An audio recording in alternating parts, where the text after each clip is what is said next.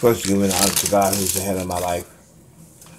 It's his brother, Kenneth Collins, coming to you with a quick lesson in the name of Ahaya, Yeshua Ahaya. I am that I am. Okay, this is just to point out another discrepancy that I found in the King James Bible. And again, if I say something that you don't agree to, you don't believe in, then this gospel is not for you. I'm just pointing out some knowledge that I found that it's different points in the Bible where it's all kind of discrepancies. And I'm not telling you that the word is not true. I'm just saying that you need to know how to rightfully divide the word of truth. Be able to distinguish truth from fiction. Because there's fiction all through the Bible. Things that's not so, things that didn't happen. And, I know a lot of people, oh, that's not true. The word is this and the word is that. God said my word wouldn't come back to me void. Okay? You need to get a clear understanding of what he meant when he said that. God said, my word wouldn't come back to me void. It will accomplish what I sent it out to do. And that is true. The word won't go back to God void.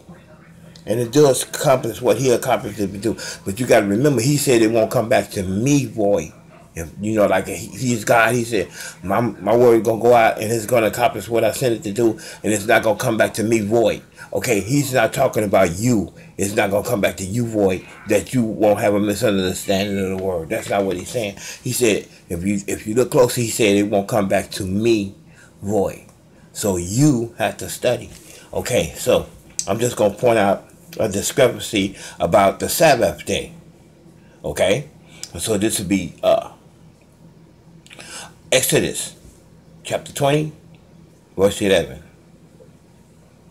For the 6 days that the Lord made heaven and earth and the sea and all that in them is, and rested the seventh day. Wherefore the Lord blessed the seventh day and hallowed it. Okay, and go back over to 20 and 10, and this is where the discrepancy come in, and I'm gonna show you about the seventh day. But the seventh day is the holy. But the seventh day is the Sabbath day of God, of the Lord thy God. In it thou shalt not do any work, thou, nor thy son, nor thy daughter, nor thy manservant, nor thy maidservant, nor thy cattle, nor thy stranger that's within thy house. Okay?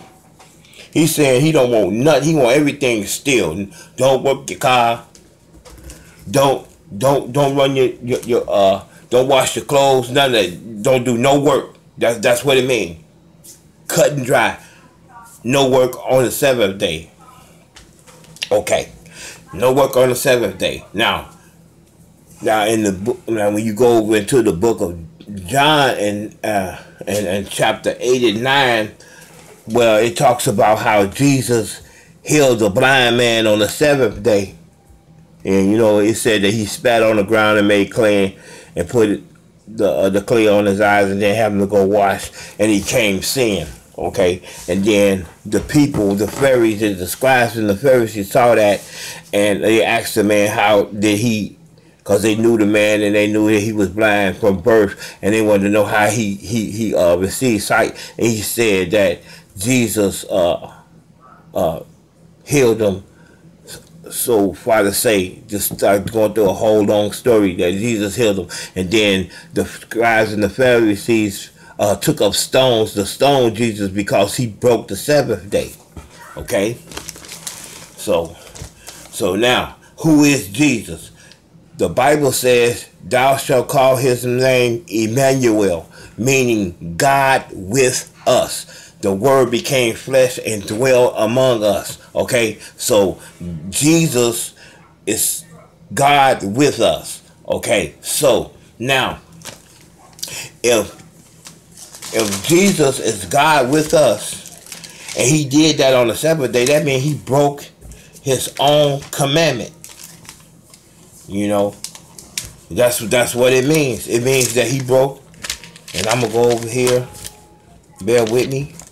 I'm gonna go over here to John and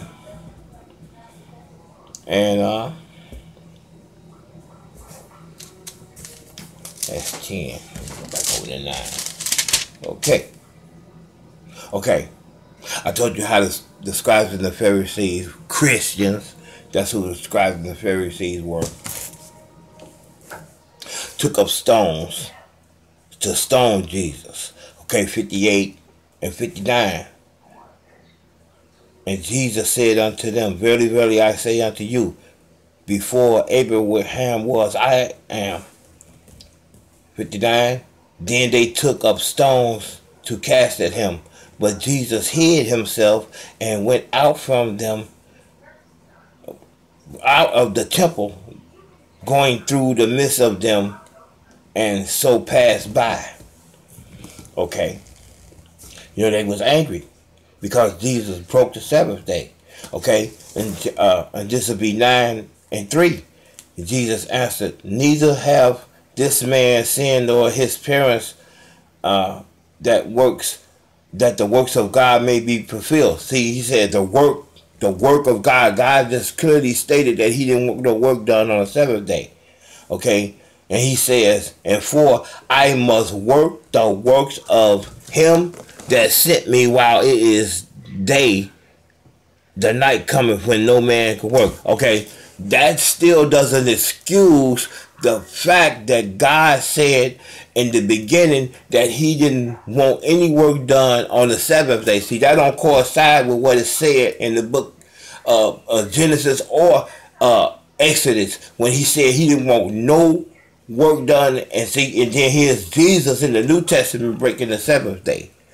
Okay, and see that don't coincide with me. I don't know about you, but that's not accurate. You know, he said don't break the seventh day, and then then he come back and break his own words. You know.